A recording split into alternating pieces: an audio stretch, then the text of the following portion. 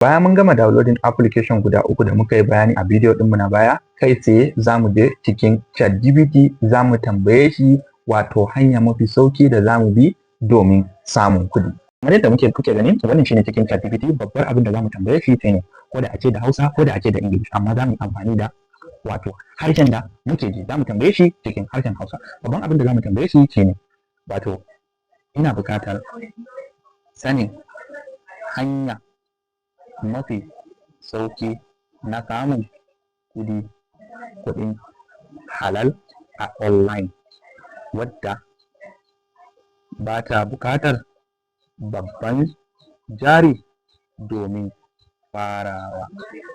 Kuma ChatGPT zai yi mana bayani, so kai ma abin da za ka rubuta kenan. So idan kuka duba abin da ChatGPT yake rubuta mana shine wato na farko kana neman hanya mafi sauki na halal kuma ba tare da babban jari ba. Gaskiya akwai hanyoyi da dama, amma zan gaya maka wanda suka fi aiki yanzu musamman a Najeriya ba tare da wahala sosai ba. Na farko abin da ya rubuta mana shine wato affiliate marketing, mafi sauki kuma ka fara samun kuɗi. So da kuma yadda yi mana bayani dalla-dalla, wannan shine mafi sauki ga abubuwan da kake bukata, ko in ce ga bayani step by step yadda affiliate marketing take.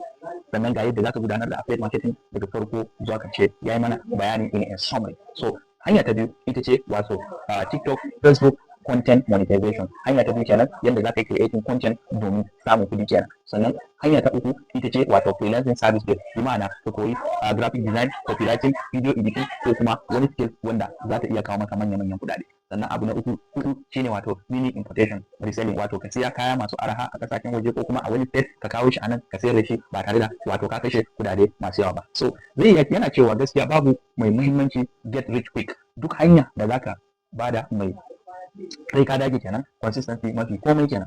Abin da ina yawan gaya muku kenan, duk wani abin da za ku fara yana da kyau a ce wato kun saya kun yi hakuri kun koya. Babu hanya mafi sauki da za ka iya fara shi quick a samu kuɗi, babu shi. So abin da ChatGPT ya gaya mana kenan. So idan ka duba gashi nan, shawara ta a gare ka based on goal ɗinka na 15 million. Idan kana son ka samu 15 million a wannan shekara, wato ka fara wannan, na farko abin da zai iya baka shawara ChatGPT shine koyi affiliate pick product.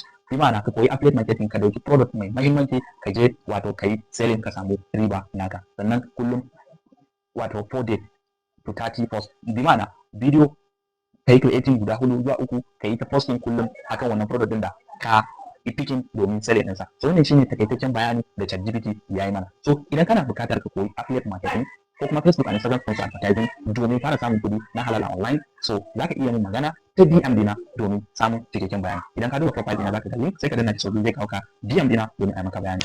Wannan shine yadda ake amfani da ChatGPT wurin sanin sahihiyar hanya da ta kawo maka kuɗi ba tare da ka kashe kudade masu yawa ba. So idan ka ji daɗin wannan bidiyon kai sharing domin wasu masu amfana. Ni ne naku Coach Abubakar, sai mun haɗu a bidiyo ɗinmu na gaba. Idan kuma kana buƙatar wato guiding yadda ake buƙata a wannan kasuwanci na affiliate marketing, ka duba bio ɗina, akwai link, ka danna shi sau biyu zai kawo ka direct DM ɗina domin a yi maka bayani dalla-dalla yadda kai ma za ka fara samun kuɗi da affiliate marketing.